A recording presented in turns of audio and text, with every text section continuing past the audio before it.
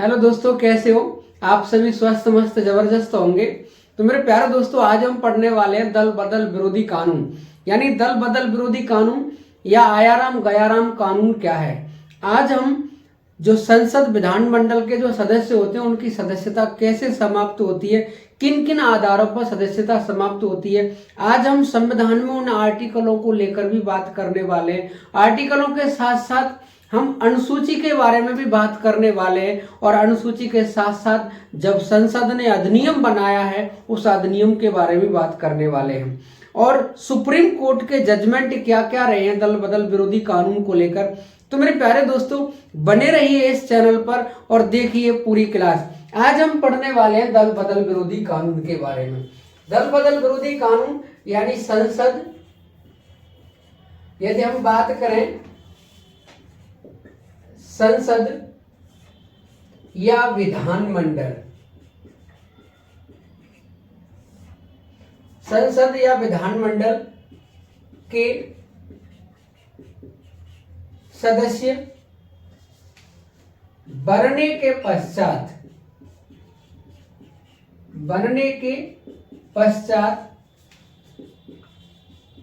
किन आधारों पर सदस्यता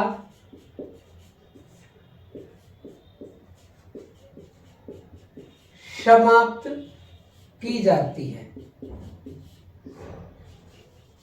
यानी मेरे प्यारे दोस्तों, संसद या विधानमंडल का जब कोई व्यक्ति सदस्य बनता है तो सदस्य बनने के पश्चात किन आधारों पर उसकी सदस्यता समाप्त की जाती है। तो मेरे प्यारे दोस्तों, यदि हम बात करेंगे दल बदल विरोधी कानून के बारे में, दल बदल विरोधी कानून के बारे में, यदि हम दल बदल विरोधी कानून के बारे में बात करें तो इसमें हम बात करेंगे 10वीं अनुसूची, 10वीं अनुसूची के बारे में, आर्टिकल 101 और 102 के बारे में, और हम बात करने वाले हैं आर्टिकल 190 और आर्टिकल 191 के बारे में। यानी जब दल बदल विरोधी कानून लागू होता है तब हम ये वाला पोर्शन पढ़ेंगे। यानी जब कोई व्यक्ति सदस्य बनने के बाद में दल बदलता है, दल बदल किस तरीके से कोई बदले तब जाकर के उसकी सदस्यता समाप्त होगी। पहले नंबर पे ये देखा जाएगा और दूसरे नंबर पर कोई व्यक्ति है सदस्य बनने के बाद में उसने किसी दूसरे देश की नागरिकता ग्रहण कर ली है, या वो दिवालिया हो गया है, या उसने लाभ का पद धारण कर लिया है, ऐसे व्यक्ति को संसद की सदस्यता से त्याग पत्र यानी संसद का सदस्य, विधानमंडल का सदस्य नहीं माना जाएगा। तो हम ऐसे में पढ़ते हैं 102 और 103। यानी ऐसे में हम कौन से आर्टिकल पढ़ेंगे? यदि कोई व्यक्ति है, ये जो हम आर्टिकल पढ़ते हैं ये संसद से संबंधित पढ़ते हैं। यानी संसद का कोई भी सदस्य दिवालिया हो गया है, या किसी अन्य देश की नागरिकता ग्रहण कर लिया, या उसने लाभ का पद धारण कर लिया है, तो ऐसे व्यक्ति के लिए हम संसद के जो सदस्य हैं, चाहे वो राज्यसभा है चाहे वो लोकसभा का है, उसके बारे में हम आर्टिकल 1, 2 और 103 में देखेंगे, 102 और 103 में। और अगर हम बात करते हैं विधानमंडल की तो 191 और 192 ये हम पढ़ने वाले हैं विधानमंडल के बारे में। यानी जब कोई सदस्य, चाहे वो संसद का है चाहे वो विधानमंडल का है, वो किसी अन्य देश की नागरिकता ग्रहण कर लेता है, या लाभ का पद धारण कर लेता है, या वो दिवालिया घोषित हो जाता है, तो ऐसी स्थिति में हम ये वाला पढ़ेंगे। तीसरे नंबर पे जो पढ़ने वाले हैं, जो संसद के द्वारा जो कानून बनाया गया है जिसे बोलते हैं जनप्रतिनिधित्व अधिनियम,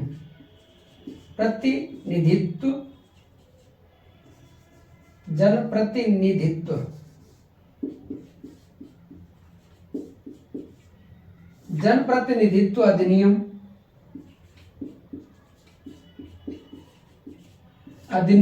1951 का है की धारा धारा हम पढ़ेंगे 8, 9, 10 और 11। यानी जनप्रतिनिधित्व अधिनियम 1951 की ये धाराएं 8, 9, 10, 11, इनके बारे में पढ़ेंगे कि इस तरीके से किसी भी व्यक्ति की सदस्यता कैसे समाप्त की जाती है। और नंबर 4 पे हम स्पेशली पढ़ेंगे आर्टिकल 101 के बारे में। तो मेरे प्यारे दोस्तों, संसद या विधानमंडल के सदस्य बनने के पश्चात किन आधारों पर सदस्यता समाप्त की जाती है? तो पहले तो आधारों का पता लगाने से पहले हम संविधान के आर्टिकल की बात करने वाले, संसद के अधिनियम की बात करने वाले हैं, अनुसूची की बात करेंगे। और मेरे प्यारे दोस्तों, जो संसद ने अधिनियम बनाया जनप्रतिनिधित्व अधिनियम, इसके साथ साथ हम बात करने वाले की तो लोहानबाद 1992 वाले केस के जो सुप्रीम कोर्ट का जजमेंट आया था। तो मेरे प्यारे दोस्तों, इसके बारे में हम पहले बात करेंगे और फिर उसके बारे में हम बताएंगे कि किस किस व्यक्ति की किस कैसे कैसे सदस्यता समाप्त की जाती है। तो मेरे प्यारे दोस्तों, आप इसका स्क्रीनशॉट लीजिए, आगे की कहानी आपको बताते हैं। सबसे पहले बात करने वाले हम दल बदल विरोधी कानून के बारे में। ये जो दल बदल विरोधी कानून है, ये कब अस्तित्व में आया? यानी अगर हम बात करेंगे दल बदल विरोधी कानून, यानी ये जो दल बदल विरोधी कानून है, दल बदल विरोधी कानून है, इससे ये देखा जाएगा कि ये दल बदल विरोधी कानून कब संविधान में, यानी कब जोड़ा गया है संविधान में। तो 52वां एक संविधान संशोधन हुआ था। 52वें संविधान संशोधन के द्वारा, 52वां संविधान संशोधन, ये जो 52वां संविधान संशोधन है, ये हुआ था 1985 में। 1985 में ये संविधान में संशोधन हुआ और ये प्रभावी हुआ 1 मार्च 1985 को। यानी ये लागू कब हुआ? 1 मार्च 1985 को। और इससे परिवर्तन क्या हुआ? अगर देखा जाए कि दल बदल विरोधी कानून जो अधिनियम में लाया, संसद में लाया गया, संविधान में संशोधन भी हुआ, और संविधान में संशोधन होने के बाद में उसमें परिवर्तन क्या हुआ? तो परिवर्तन में देखा जाए तो इसके द्वारा 10वीं अनुसूची जोड़ी गई, 10वीं अनुसूची जोड़ी गई। और आर्टिकल 1, 101 और 102 ये जो संसद से संबंधित हैं, इनमें संशोधन किया गया। और 191 और 192 जो विधानमंडल से संबंधित हैं, विधानमंडल से जो संबंधित हैं, इनमें संशोधन किया गया। तो मेरे प्यारे दोस्तों, पेपर में सीधा पूछेगा कि दल बदल कानून संविधान में कब जोड़ा गया? तो आंसर है 1985 में। किस संविधान संशोधन के द्वारा? आंसर है 52वां संविधान संशोधन। ये 52वां संविधान संशोधन कब लागू हुआ? 1 मार्च 1985 को ये प्रभावी हुआ। इस संविधान संशोधन से जो परिवर्तन देखा गया है, वो परिवर्तन हुआ है, इसके अनुसार 10वीं अनुसूची जोड़ी गई है। 10वीं अनुसूची दल बदल कानून से संबंधित है। उसके अनुसार 101 और 102 में परिवर्तन किया गया, संशोधन हुआ। ये संसद के सदस्यों से संबंधित है, जिसमें राज्यसभा लोकसभा आते हैं। और 191 और 192 ये विधानमंडल से संबंधित है। तो मेरे प्यारे दोस्तों, ये आप याद रखना कि दल बदल विरोधी कानून के द्वारा ये क्या हुआ। इसके बारे में अगर बात करें कि ये संविधान संशोधन किस प्रधानमंत्री के समय पे हुआ, तो उस समय जो प्रधानमंत्री थे उनका नाम था राजीव गांधी। कौन थे? राजीव गांधी।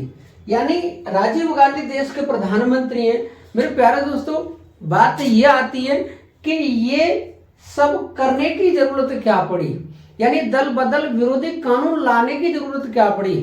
तो मेरे प्यारे दोस्तों, इसकी शुरुआत यदि देखी जाए तो हरियाणा से मानी जाती है।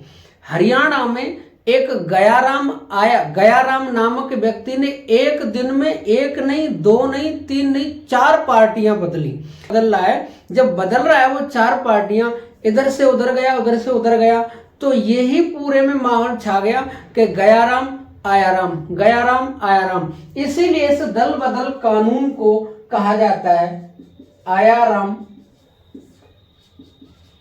गया राम।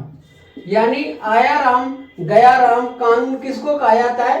दल बदल कानून को। गया राम नामक व्यक्ति हरियाणा में, उसने एक दिन में 4 पार्टियां बदल ली। ये सब देखते हुए मेरे प्यारे दोस्तों, जब हम किसी भी व्यक्ति को वोट देते हैं, वो व्यक्ति हमने आशा करके उसको वोट दिया, लेकिन वो अपने निजी स्वार्थ के कारण पार्टी बदल के वो किसी अन्य पार्टी में चला जाता है। जैसे वो कांग्रेस से जीता चुनाव, और कांग्रेस से जीतने के बाद वो बीजेपी में चला गया। जनता ने जो विश्वास किया उस व्यक्ति पे, और उसने उस जनता के विश्वास को तोड़ करके यानी पार्टी बदल ली, लेकिन वो सदस्य फिर भी है। लेकिन ऐसी सदस्यता समाप्त करने के लिए जनता ने जो विश्वास किया था उस पार्टी में वोट डाला था, और आपने उस विश्वास पर आप खरे नहीं उतरे, तो ऐसी स्थिति में आपकी सदस्यता भी समाप्त हो सकती है। इसलिए यह कानून लाया गया था। दल बदल कानून है। गया राम नामक व्यक्ति एक दिन में 4 पार्टियां बदलता है, इसलिए दल बदल कानून का जनक भी कौन है? हरियाणा। कौन है दल बदल कानून का जनक? हरियाणा। तो मेरे प्यारे दोस्तों, इसके बाद में हम देखेंगे कि ये लागू कहां कहां होता है। अगर हम बात करेंगे कि ये लागू कहां कहां होता है और कहां कहां लागू नहीं होता है, यानी दल बदल विरोधी कानून है, वो लागू कहां कहां होता है, कहां कहां लागू नहीं होता है। तो मेरे प्यारे दोस्तों, बात करें लोकसभा, राज्यसभा, विधानसभा तथा विधान परिषद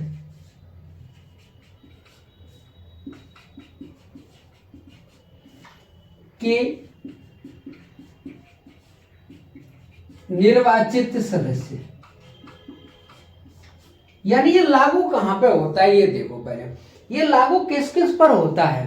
तो लागू की बात आए तो लोकसभा के सदस्यों पर, राज्यसभा के सदस्यों पर, विधानसभा के सदस्यों पर, विधान परिषद के सदस्यों पर। लेकिन किन सदस्यों पर? जो निर्वाचित सदस्य होके आए हैं, यानी जो चुनाव लड़ करके आए हैं, जो मत हासिल करके व्यक्ति आए हैं, उन व्यक्तियों पर यह लागू होगा। लेकिन लागू कहां पर होगा? सदन के भीतर लागू होगा। यानी ये कहां पर लागू होगा? सदन के भीतर लागू होगा। और बात आती है लागू कहां नहीं होगा, तो लागू नहीं होगा ये गैर निर्वाचित सदस्यों पर, गैर निर्वाचित सदस्यों पर, पंचायती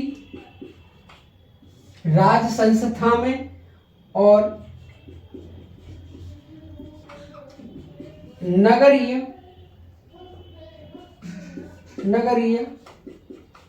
निकाय में। यानी ये लागू कहां कहां, दल बदल कानून कहां लागू नहीं है? ये दल बदल कानून गैर निर्वाचित सदस्यों के लिए लागू नहीं है। दूसरी बात, पंचायती राज संस्था, ये जो ग्राम पंचायत होती है वहां ये दल बदल कानून लागू नहीं है। और नगरीय निकाय यानी नगर पालिका, मेयर, महापौर, ये जो होते हैं इन पर ये लागू नहीं है। और सदन के बाहर लागू नहीं है, यानी ये कहां पर लागू नहीं है? सदन के बाहर लागू नहीं है। तो मेरे प्यारे दोस्तों, कभी कभी ऑप्शन में इस तरीके से क्वेश्चन आते हैं कि ये दल बदल विरोधी कानून लागू निम्न में से कहां लागू नहीं है।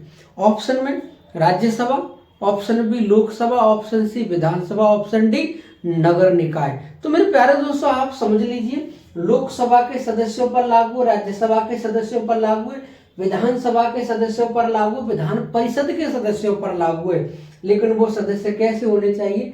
निर्वाचित सदस्य होने चाहिए। और ये सदन के भीतर लागू होता है। सदन के भीतर कैसे, आपको बताएंगे। गैर निर्वाचित सदस्य इन पर लागू नहीं होगा। पंचायती राज और जो नगरीय निकाय होता है और ये सदन के बाहर लागू नहीं होगा। तो मेरे प्यारे दोस्तों, आप इसका स्क्रीनशॉट लीजिए।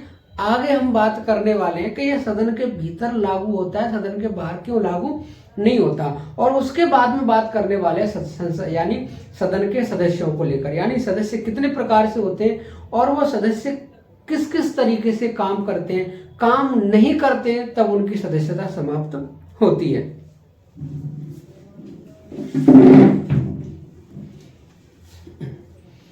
स्क्रीनशॉट तो ले लिया होगा।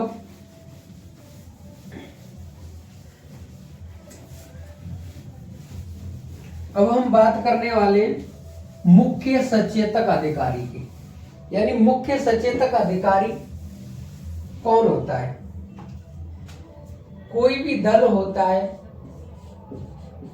या पार्टी होती है, यानी कोई दल या पार्टी सदन के भीतर एमएलए या एमपी, हर पार्टी अपना एक चीफ व्हिप बनाती है। चीफ व्हिप यानी हर पार्टी सदन के भीतर एक चीफ व्हिप बनाती है, जिसे मुख्य सचेतक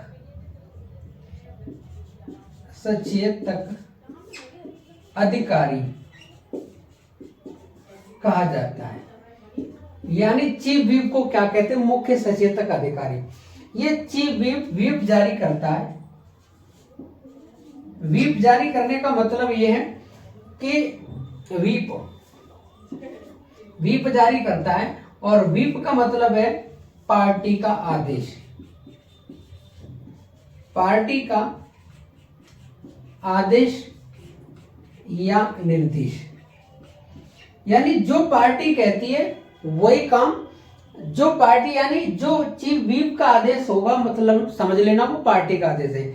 यानी सदन के भीतर जो सदस्य होते हैं, जो भी पार्टी से सदस्य जीत के गए, सदन के भीतर पार्टी का मुख्य सचेतक अधिकारी जो कहेगा वो पार्टी के सदस्यों को करना पड़ेगा। सदन के भीतर, बाहर कहे न करें कोई मतलब नहीं है। ये सदन के भीतर मुख्य सचेतक की बातें माननी पड़ेगी। मुख्य सचेतक का मतलब है पार्टी का आदेश। अगर पार्टी का आदेश नहीं मानते हैं तो सदन की यानी सांसद की या विधायक की सदस्यता जा सकती है। तो जो हमने अभी लागू कहाँ होगा कहाँ नहीं होगा, हमने अभी बात कही थी कि ये कहाँ लागू होगा कहाँ लागू नहीं होगा। तो सदन के भीतर लागू होने का ही मतलब ये है कि सदन के भीतर जो व्हिप अधिकारी है, चीफ व्हिप जिसे बोलते हैं मुख्य सचेतक अधिकारी, ये जो भी आदेश करेगा मतलब पार्टी का आदेश है। अगर पार्टी के आदेश को नहीं माना गया तो ये दल बदल कानून माना जाएगा। अगर मेरे प्यारे दोस्तों बात करें हम, ये जो सदन होता है, सदन में सदस्य कितने प्रकार से होते हैं। अगर हम सदन में सदस्यों की बात करें तो एक तो वो सदस्य होते हैं जो निर्वाचित होके आए हैं, एक वो सदस्य होते हैं जो मनोनीत होके आए हैं, और एक होते हैं सदस्य जो निर्दलीय होते हैं।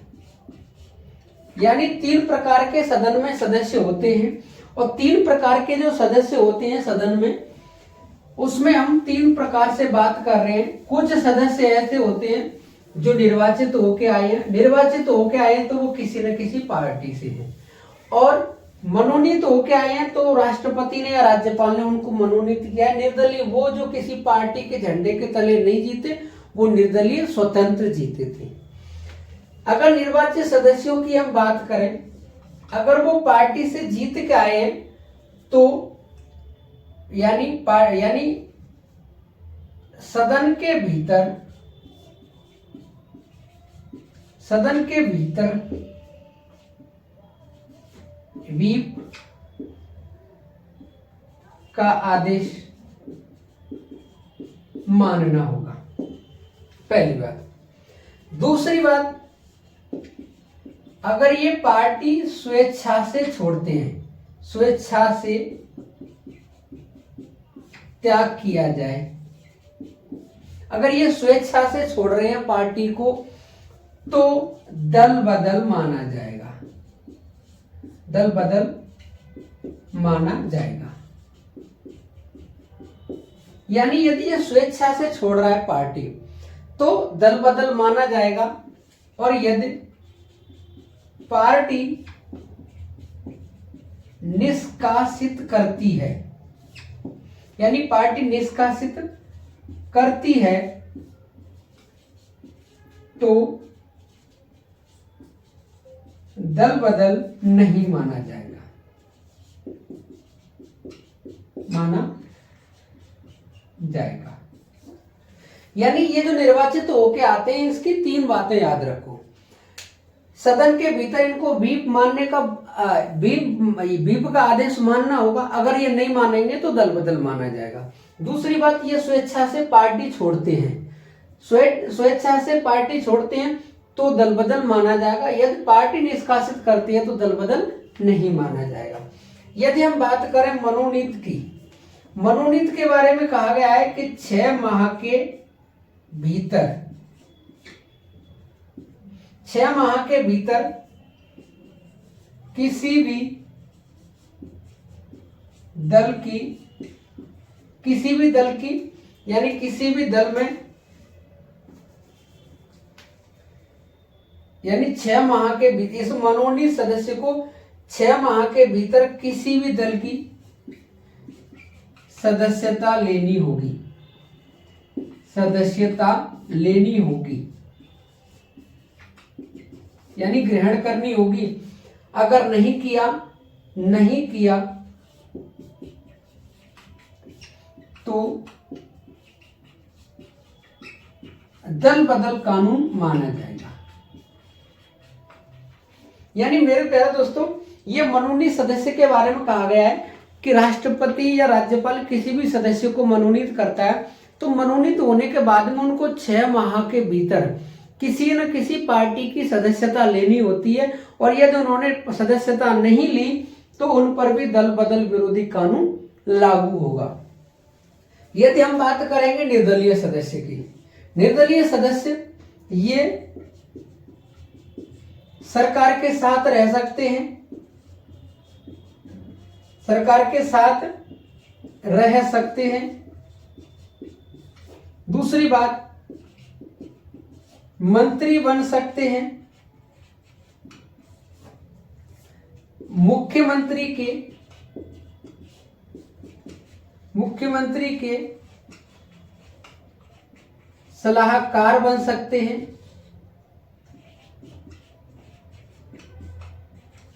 मुख्यमंत्री के सलाहकार बन सकते हैं, लेकिन किसी पार्टी को ग्रहण नहीं कर सकते, यानी किसी पार्टी की सदस्यता ग्रहण नहीं कर सकते। अगर ऐसा किया तो दल बदल माना जाएगा। मेरे प्यारे दोस्तों, निर्दलीय सदस्यों के बारे में कहा गया है कि ये निर्दलीय सदस्य सरकार के साथ रह सकते हैं, मुख्यमंत्री के सलाहकार रह सकते हैं, और जो रहा था राजस्थान में अशोक गहलोत ने जितने भी निर्दलीय सदस्य आए थे उन सबको अपना सलाहकार बनाया। तो भगवानी मालिक के सलाहकार कैसा बनाया, क्या किया उन्होंने, लेकिन ये मेरा कहना है कि निर्दलीय सदस्य सरकार के साथ रह सकते हैं, ये मंत्री भी बन सकते हैं, ये सलाहकार भी रह सकते हैं मुख्यमंत्री के, लेकिन ये निर्दलीय सदस्य किसी पार्टी को ज्वाइन नहीं कर सकते हैं। अगर इन्होंने कोई पार्टी ज्वाइन की, यानी कोई पार्टी की सदस्यता ग्रहण की, तो ऐसी स्थिति में इन पर भी दल बदल विरोधी कानून लागू होगा। तो आप इसका स्क्रीनशॉट लीजिए, आगे की कहानी आपको बताने वाले हैं। स्क्रीनशॉट तो ले लिया होगा। अब हम बात करने वाले कि कब ये दल बदल कानून लागू नहीं होगा और कब होगा। यदि हम बात करें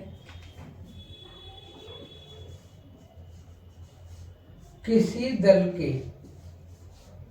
यानी किसी दल के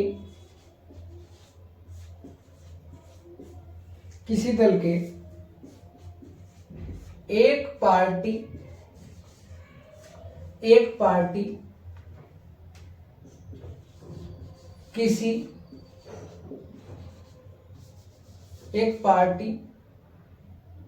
यानी किसी दल के 2/3 सदस्य से कम, 2/3 सदस्य से कम सदस्य किसी अन्य दल में शामिल हो जाएं, यानी किसी दल के 2/3 सदस्य से कम सदस्य किसी अन्य दल में शामिल हो जाएं तो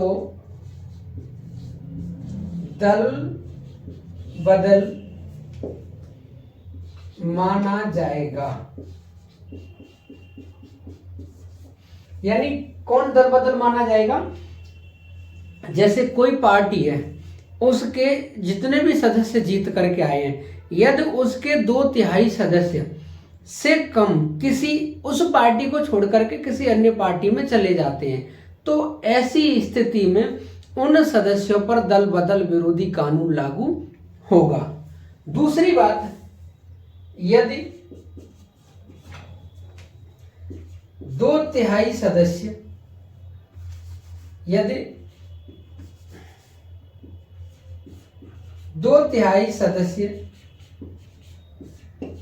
से अधिक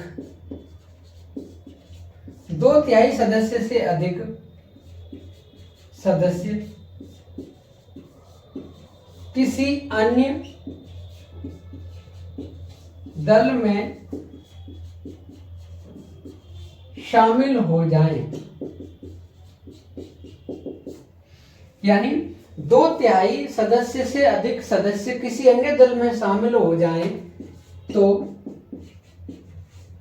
दल बदल नहीं माना जाएगा।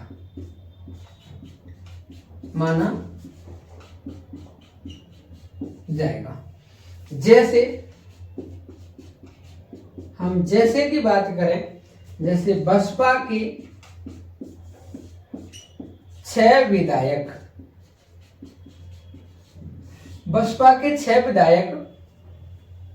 वर्तमान सरकार तो भजनलाल शर्मा की है, बीजेपी की सरकार, लेकिन इससे पहले अशोक गहलोत की सरकार थी।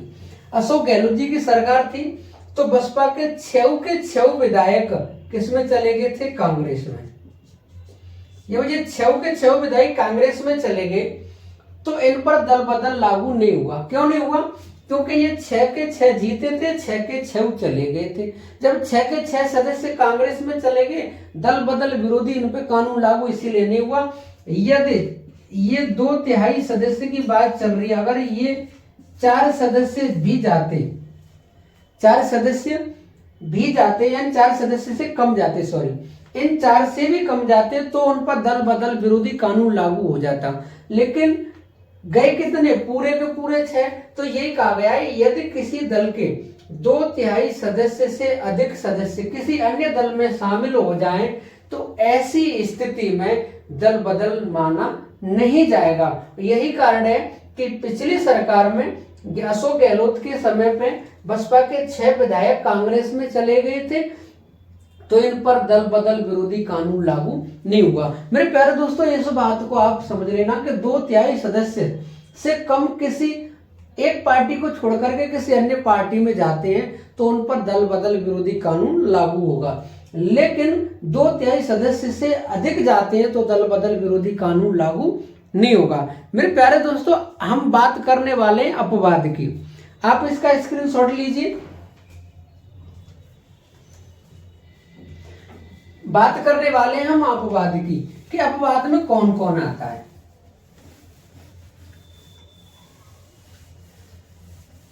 कि अपवाद किस किस पर ये लागू होता है, किस किस पर लागू नहीं होता है। यदि हम बात करें अपवाद की, अपवाद में कौन है? जैसे किसी पार्टी का विलय, किसी पार्टी का विलय किसी अन्य दल में हो जाए, यानी किसी पार्टी का विलय किसी अन्य दल में हो जाए, यानी किसी अन्य पार्टी में हो जाए, तो यह दल बदल नहीं माना जाएगा। दूसरी बात, चुनाव से पूर्व या तथा चुनाव के बाद एक पार्टी का गठबंधन किसी दूसरी पार्टी से हो जाए, दूसरी पार्टी से हो जाए, तो दल बदल नहीं माना जाएगा, दल बदल नहीं माना जाएगा। यानी एक किसी पार्टी का विलय किसी अन्य दल में हो जाए, किसी अन्य पार्टी में हो जाए, तो भी दल बदल नहीं माना जाएगा। चुनाव से पूर्व तथा चुनाव के बाद एक पार्टी का गठबंधन किसी दूसरी पार्टी से हो जाता है, चुनाव से पहले भी हो सकता है, चुनाव के बाद में भी हो सकता है, तो यह दल बदल नहीं माना जाएगा। यदि हम आगे बात करें लोकसभा अध्यक्ष या उपाध्यक्ष, ये दल बदल करें तो दल बदल कानून नहीं लागू होगा इन पर। यदि हम बात करें राज्यसभा उपाध्यक्ष, अगर हम बात करें विधानसभा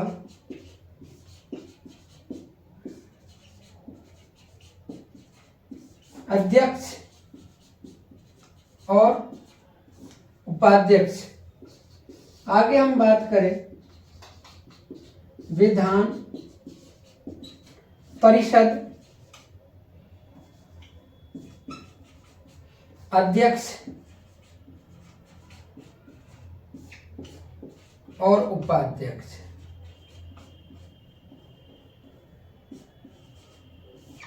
यानी ये अगर अपनी दल पार्टी चेंज करें, पार्टी बदलें, तो इन पर दल बदल विरोधी कानून लागू नहीं होगा।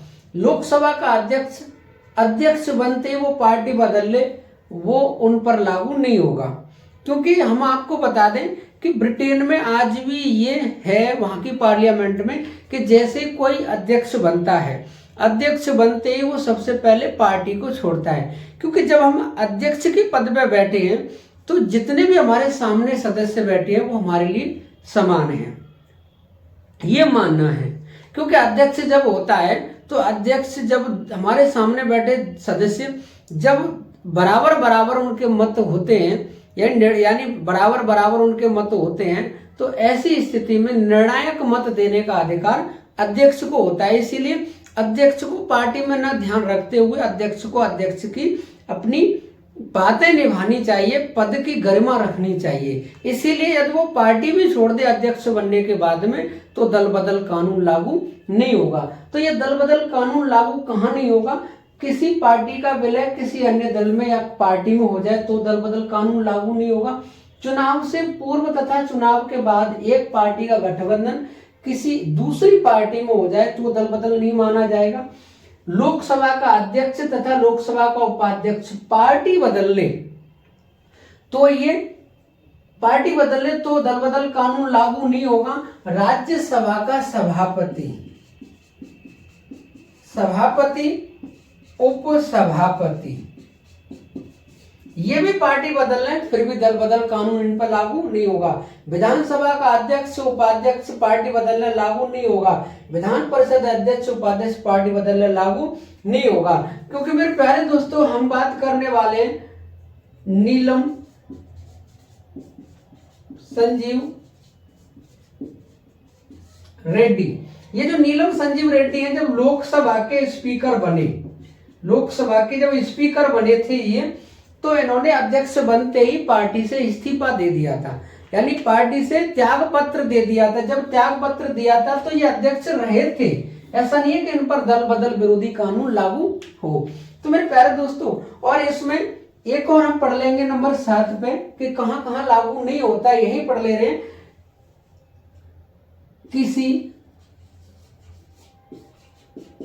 किसी दल के 2/3 सदस्य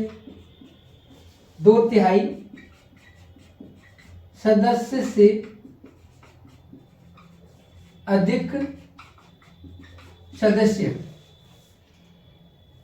किसी दल के 2/3 सदस्य से अधिक सदस्य किसी अन्य दल में, यानी किसी दल के 2/3 सदस्य से अधिक सदस्य किसी अन्य दल में शामिल हो जाते हैं, तो ऐसी स्थिति में भी इन पर भी दल बदल कानून लागू नहीं होगा। मेरे प्यारे दोस्तों, यहाँ आप बिल्कुल निश्चिंत होकर समझिए कि दल बदल कानून लागू कहाँ नहीं होगा। किसी पार्टी का विलय किसी अन्य दल में हो जाए तो लागू नहीं होगा। चुनाव से पूर्व या चुनाव के बाद में गठबंधन हो जाए तो लागू नहीं होगा। लोकसभा का अध्यक्ष उपाध्यक्ष सभापति उपसभापति, विधानसभा का अध्यक्ष उपाध्यक्ष, विधान परिषद का अध्यक्ष उपाध्यक्ष या 2/3 से अधिक सदस्य एक पार्टी को छोड़ करके किसी अन्य पार्टी में जाएं तो भी दल बदल कानून लागू नहीं होगा। मेरे प्यारे दोस्तों, अगर वीडियो अच्छी लग रही हो तो वीडियो को लाइक करें, चैनल को सब्सक्राइब करें और अपने दोस्तों में शेयर करें। स्क्रीनशॉट लीजिए, आगे की बातें हम करने वाले हैं। स्क्रीनशॉट ले लिया होगा। आगे हम बात करने वाले हैं कि जब इन पर दल बदल विरोधी कानून लागू होता है तो इन पर एक्शन कौन लेता है, एक्शन के बारे में, यानी इनको हटाता कौन है। हम बात करें कि दल बदल विरोधी कानून से संबंधित निर्णय, यानी दल बदल विरोधी कानून से संबंधित निर्णय कौन लेता है। मेरे प्यारे दोस्तों,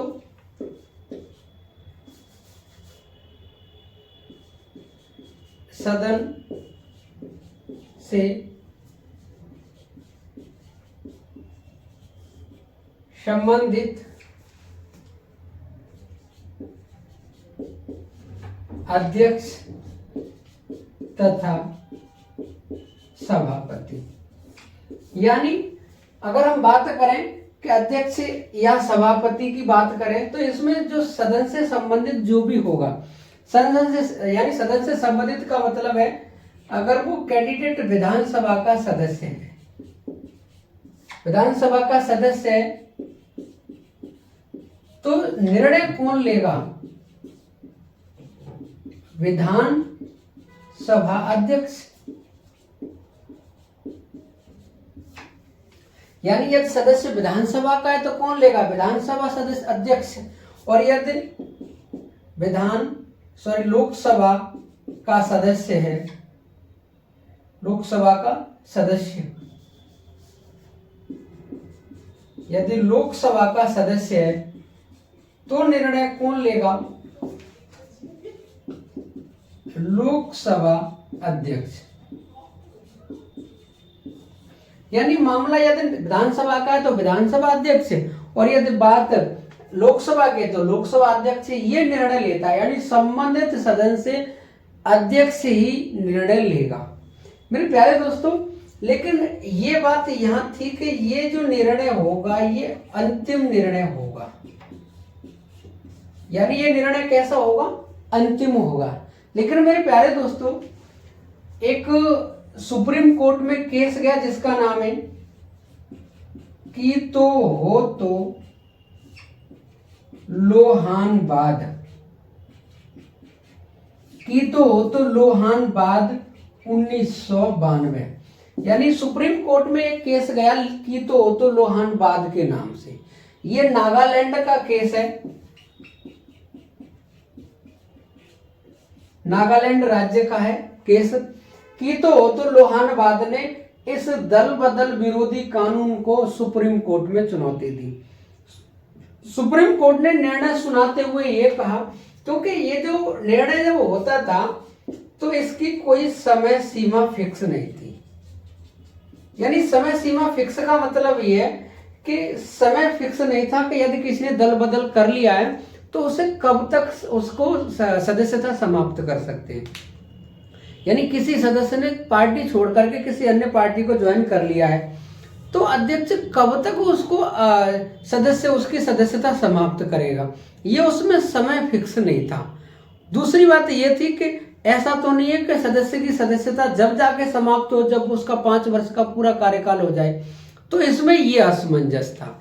तो मेरे प्यारे दोस्तों, जब इसको समय सीमा कोई फिक्स नहीं थी तो ऐसी स्थिति में इस दल बदल कानून को कीतो हो तो लोहानबाद 1992 में जाकर के सुप्रीम कोर्ट में चुनौती दे दी। और सुप्रीम कोर्ट ने ये कहते हुए कहा कि दल बदल कानून को, दल बदल कानून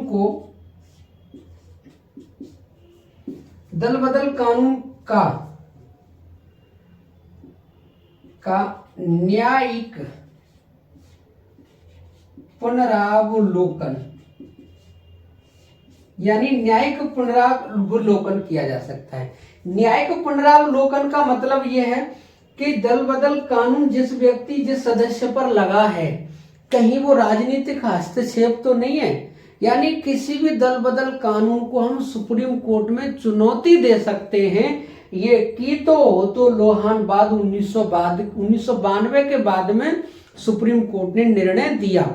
लेकिन सुप्रीम कोर्ट ने कीतो हो तो लोहानबाद में ये भी कहा कि यदि यानी सदस्य की सदस्यता समाप्त नहीं हुई है, यदि वो विचार यानी जो मामला है वो यानी लंबित है,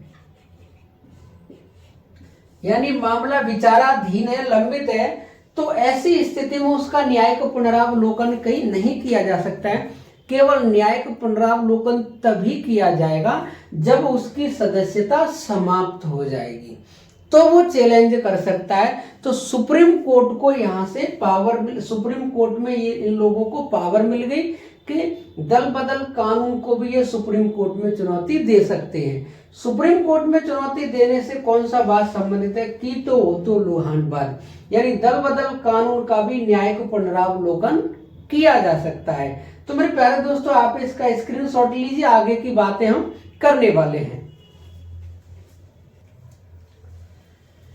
दल बदल विरोधी कानून से संबंधित निर्णय और उसके बाद में कीतो हो तो लोहानबाद। ये जो कीतो हो तो लोहानबाद है, इसमें जो लोकसभा अध्यक्ष या विधानसभा अध्यक्ष या विधान परिषद अध्यक्ष या सभापति जो सदस्य की सदस्यता समाप्त कर देते उसको चुनौती दी गई।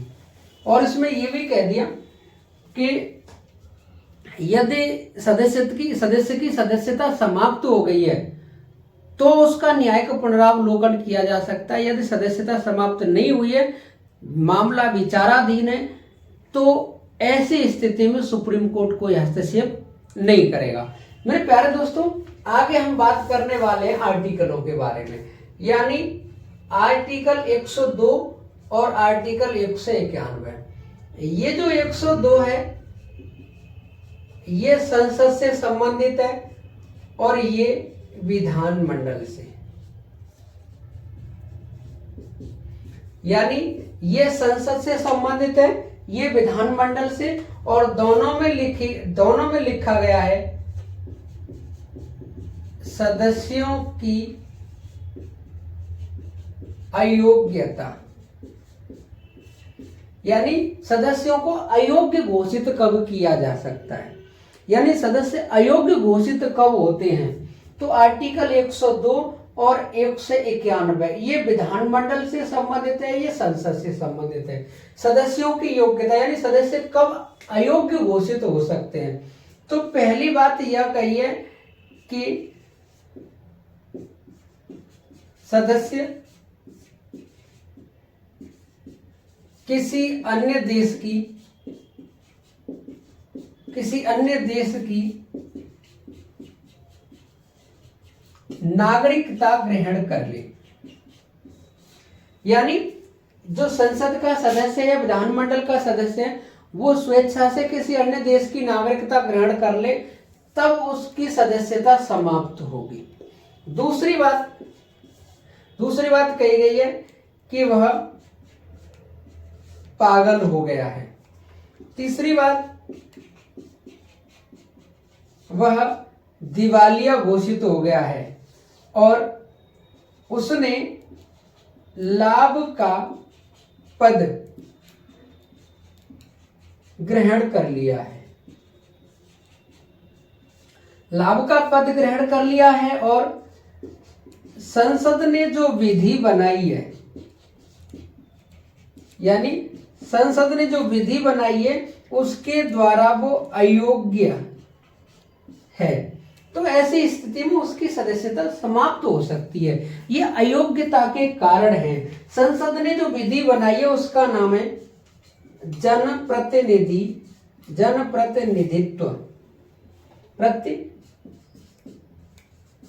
प्रतिनिधित्व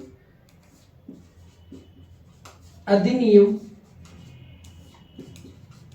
1951।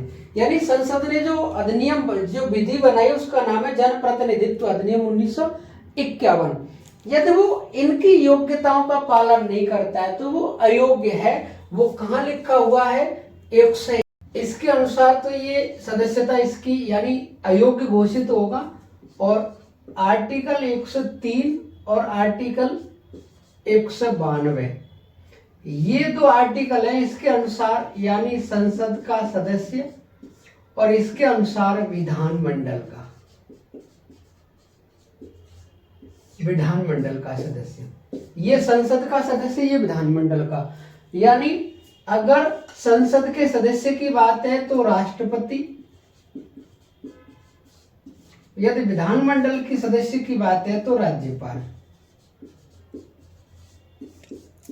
ये निर्धारण करेंगे कि सदस्यता समाप्त होगी या नहीं।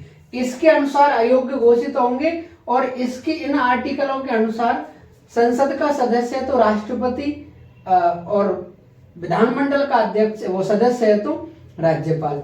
ये दोनों व्यक्ति केंद्रीय निर्वाचन आयोग के परामर्श पर, यानी केंद्रीय निर्वाचन आयोग होता है, इसके परामर्श से ये संसद के सदस्यों को राष्ट्रपति और विधानमंडल के सदस्यों को राज्यपाल इनकी सदस्यता को समाप्त कर सकते हैं। यदि हम आगे बात करें जनप्रतिनिधित्व अधिनियम की, यानी जनप्रतिनिधित्व अधिनियम होता क्या है? जनप्रतिनिधित्व अधिनियम 1951 में संसद ने एक कानून बनाया, जनप्रतिनिधित्व अधिनियम 1951 की धारा 8 का पॉइंट 3, यानी जनप्रतिनिधित्व अधिनियम की धारा 8 का पॉइंट 3 ये कहता है कि यदि सांसद या विधायक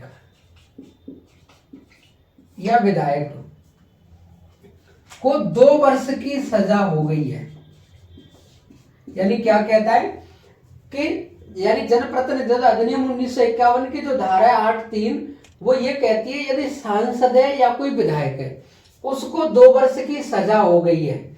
जब 2 वर्ष की सजा हो गई है तो ऐसी स्थिति में संबंधित संबंधित सदन का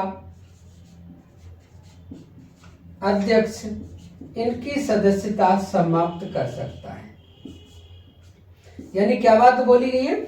जनप्रतिनिधित्व अधिनियम की धारा 1951 यानी जनप्रतिनिधित्व अधिनियम की धारा 8(3) में ये लिखा गया है कि यदि सांसद या विधायक है उसको 2 वर्ष की सजा हुई है तो संबंधित सदन से अध्यक्ष हैं उनकी सदस्यता को समाप्त कर सकते हैं। और यही वो कारण था, इससे पहले लोकसभा में राहुल गांधी की लोकसभा सदस्यता समाप्त की गई थी। तो जो राहुल गांधी को 2 साल की जो सजा हुई थी उसके अकॉर्डिंग अध्यक्ष ओम बिरला ने उनकी सदस्यता समाप्त कर दी थी। वो जनप्रतिनिधित्व अधिनियम की धारा 8 का पॉइंट 3 ही था, ये उस पर लागू हुई थी। उनको 2 साल की सजा हो गई थी, इसी के अकॉर्डिंग उनकी सदस्यता समाप्त हुई थी। और मेरे प्यारे दोस्तों, यदि हम बात करेंगे धारा की बात करेंगे, धारा 9 में लिखा गया है कि यदि सांसद या विधायक जब भ्रष्टाचार में लिप्त पाया गया है तो उसकी सदस्यता समाप्त की जा सकती है। यानी यदि वो भ्रष्टाचार में लिप्त है सांसद या विधायक, जनप्रतिनिधित्व अधिनियम की धारा 9 के अनुसार यदि वो भ्रष्टाचार में लिप्त पाया गया है तो उसकी सदस्यता समाप्त की जा सकती है। और यदि हम बात करेंगे धारा 10 की, 10 में लिखा हुआ है यदि वह चुनाव में लेखा जोखा न दे तो ऐसी स्थिति में भी उसकी सदस्यता समाप्त की जा सकती है। यानी ये जनप्रतिनिधित्व अधिनियम की धारा साफ साफ कहती है यहाँ पे कि 9 में लिखा हुआ है यदि विधायक या सांसद भ्रष्टाचार में लिप्त पाए गए हैं तो ऐसी स्थिति में सदस्यता समाप्त की जा सकती है। यदि चुनाव में लेखा जोखा नहीं दिया है तो सदस्यता समाप्त की जा सकती है। और मेरे प्यारे दोस्तों, यदि हम बात करें आर्टिकल 101 की, आर्टिकल 101 में लिखा हुआ है कि यदि सदन का सदस्य यानी संसद का सदस्य 60 दिन बिना सूचना दिए सदन से अनुपस्थित रहता है तो ऐसी स्थिति में भी उसकी सदस्यता समाप्त की जा सकती है। यानी आर्टिकल 101 में लिखा हुआ है कि सदस्य 60 दिन तक सत्र के चलते समय पर 60 दिन तक बिना सूचना दिए यदि वो अनुपस्थित रहता है तो ऐसी स्थिति में उसकी सदस्यता समाप्त की जा सकती है। तो मेरे प्यारे दोस्तों, दल बदल विरोधी कानून संविधान में आर्टिकल 10वीं अनुसूची और मेरे प्यारे दोस्तों जनप्रतिनिधित्व अधिनियम की तो लोहान बाद हमने आज सभी पहलुओं पर चर्चा की है।